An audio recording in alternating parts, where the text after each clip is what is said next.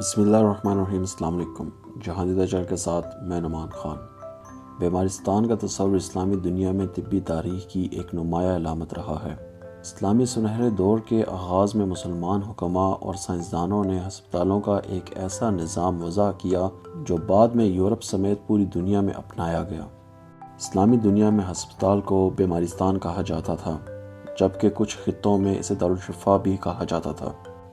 پہلا باقاعدہ بیمارستان 707 عیسوی میں اموی خلیفہ الولید بن عبد الملک نے شام کے شہر دمشق میں قائم کیا۔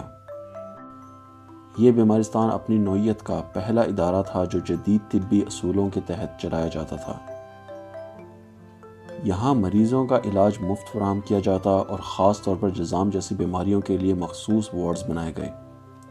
ان وارڈز میں الگ سے طبی عملہ مقرر تھا جو مریضوں کا علاج اور دیکھ بھال کرتے۔ اسلامی دنیا میں بیمارستانوں کا تصور دمشق سے نکل کر پورے اسلامی خلافت میں پھیل گیا۔ عباسی خلیفہ ہارون رشید نے بغداد میں اسلامی دنیا کا ایک اور بڑا بیمارستان قائم کیا۔ یہ بیمارستان نہ صرف علاج کے لیے تھا بلکہ طبی تعلیم اور تجربات کا بھی مرکز بن گیا۔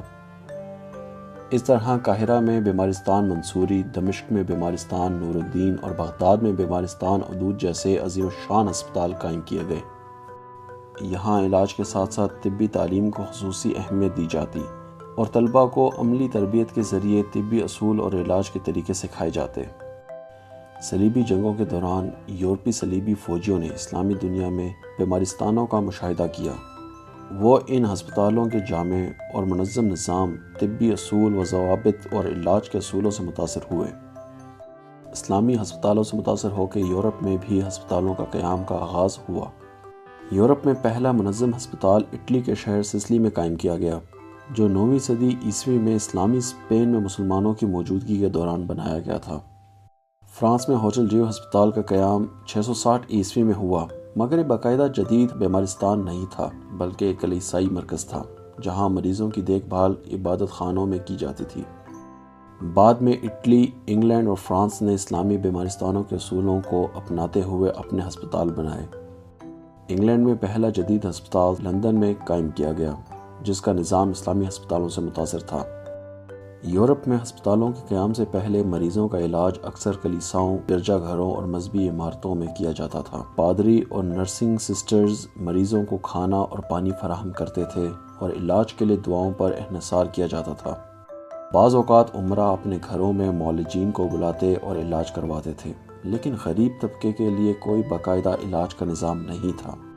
کلیسائی مراکز میں طبی خدمات محدود تھیں اور علاج کے زیادہ تر طریقے مذہبی رسومات اور دعاؤں پر مبنی تھے۔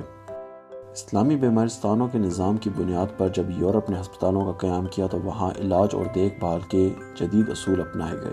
برطانوی نرس فلورنس نائٹنگیل نے اپنے خطبات میں عثمانی دور کے ہسپتالوں کے انتظام کو سراہا اور ان کے اصولوں کو اپنایا، مریضوں کی دیکھ بھال کا قریب سے مشاہدہ کیا اور بعد میں اسی نظام کو جدید نرسنگ کی بنیاد بنایا۔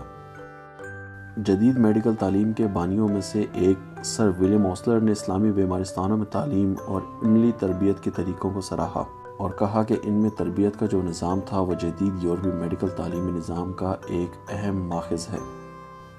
برطانوی فلسفی اور ماہر علم سائنس راجر بیکن نے اسلامی سائنس اور طبی علوم کی تعریف کی اور ہسپتالوں کے تصور کو اسلامی دنیا کی ایک بڑی علمی پیش رفت قرار دیا۔